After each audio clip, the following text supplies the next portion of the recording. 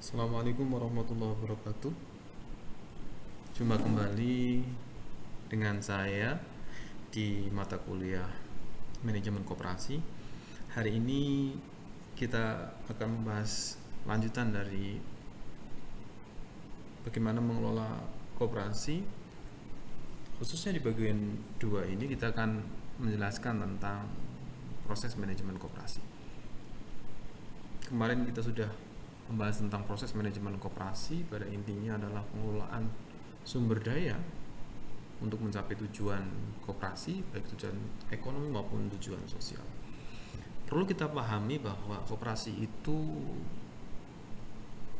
adalah organisasi sosioekonomi yang dia terlibat dalam lingkungan yang kompleks, di mana ada perusahaan anggota, ada anggota, kebutuhan anggota, masyarakat,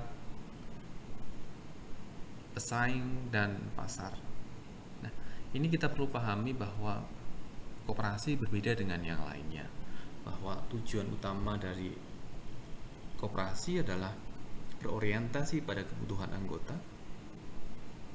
Setelah itu baru bagaimana koperasi bekerja sama dengan anggota yang memiliki usaha, baru setelah itu di luar anggota,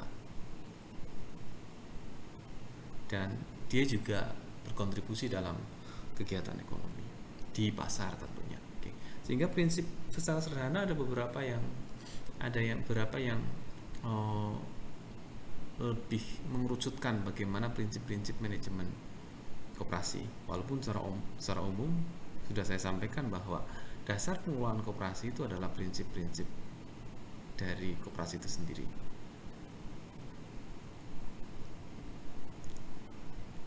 Prinsip umum ada juga yang menggambarkan tentang pluralisme, mutualisme, kemandirian, dan kemandirian perorangan. Nah, ini yang umum. Sehingga terus bagaimana di koperasi, misal pluralisme itu berkaitan dengan mengakui dan menyadari adanya kepentingan orang lain.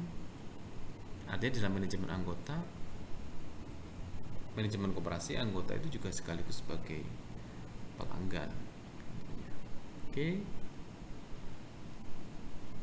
Nah, sekarang prakteknya bagaimana? Prakteknya tentu si pengelola koperasi, yaitu rapat anggota, pengawas, dan pengurus, dan anggota itu sendiri, mereka tentu menjadi pihak-pihak yang menjalankan koperasi. Menjalankan apa yang dijalankan tentu adalah proses manajemen. Proses manajemen itu adalah mulai dari perencanaan, pengorganisasian, leading, sampai controlling. Dalam bidang apa? Dalam bidang manajemen. Manajemen baik itu manajemen operasi, keuangan, dan lain sebagainya. Masing-masing pengurus itu punya peran yang berbeda, tugas yang berbeda. Contohnya untuk rapat anggota itu punya fungsi planning apa? Oh, ternyata di rapat anggota itu diputuskan adanya ADART, pengangkatan ketua, operasi, pengurus, dan pengawas. Terus kalau pengawas terus bagaimana?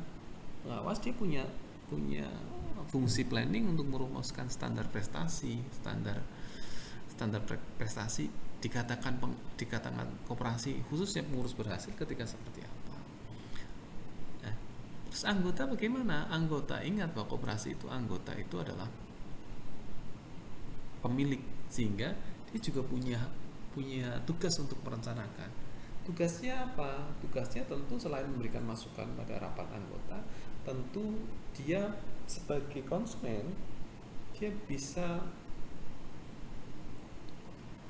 menentukan pelayanan yang diinginkan oleh koperasi, menentukan kesejahteraan yang diharapkan. Jadi kira-kira kalau saudara anggota koperasi, dan setahun ke depan itu apa yang saudara inginkan? Oh, misalnya pelayanan yang baik, ramah, dan lain sebagainya. Itu bentuk dari planning seorang anggota. Dan seterusnya, ini hanya contoh, tentu bisa dikembangkan lebih detail kembali.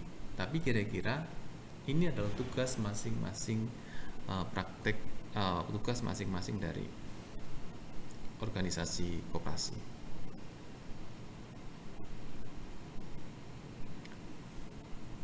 Yang pertama, kita lihat fungsi manajemen di koperasi, fungsi perencanaan. Fungsi perencanaan pada dasarnya adalah penentuan. Perencanaan adalah penentuan tujuan, apa yang ingin dicapai.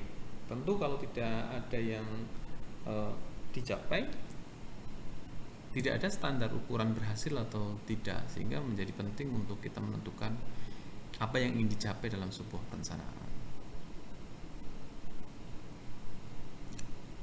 Proses perencanaan itu khususnya itu tadi sering saya sampaikan bahwa semua punya perencanaan, semua punya tugas perencanaan, tapi tentu khusus untuk perencanaan yang punya peran strategis tentu adalah pengurus. Maka dalam merencanakan ini semua pihak, baik itu pengurus, manajer maupun pengawas, berembuk untuk membuat rencana, baik itu rencana jangka panjang, rencana jangka pendek bagi koperasi. Nah, secara umum rencana itu ada rencana strategis, rencana program, dan rencana taktis. Nah, ini bagian kanan kita membahas tentang siapa yang punya tugas itu.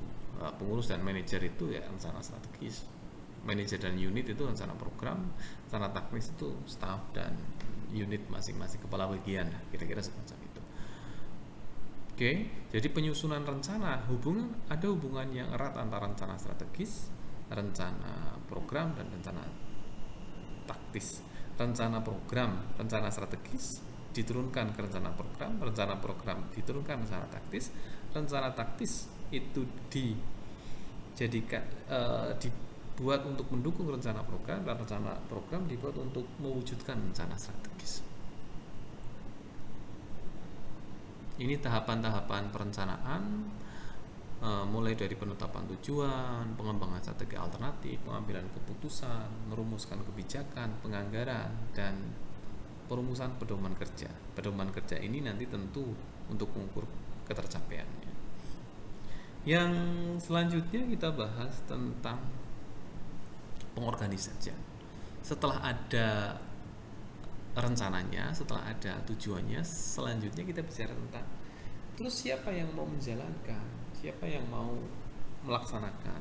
Nah, siapa yang akan melaksanakan hal itu? Nah, itu bicara tentang organizing. Organizing itu adalah pembagian peran tentang bagaimana untuk bisa mencapai tujuan. Peran dibagi-bagi sesuai dengan kewenangan. Sehingga faktor penting dalam pengorganisasian koperasi itu tentu adalah pembagian tugas, ada departemenisasi, ada juga pendelegasian kewenangan atau authority.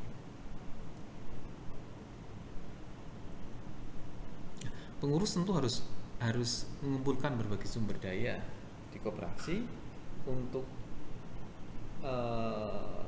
menentukan siapa sumber daya yang ada, terus siapa yang akan menjalankan itu untuk mencapai tujuan. Karena kalau tidak adanya inventarisasi sumber daya yang ada, maka mungkin saja bisa jadi tumbang tindih.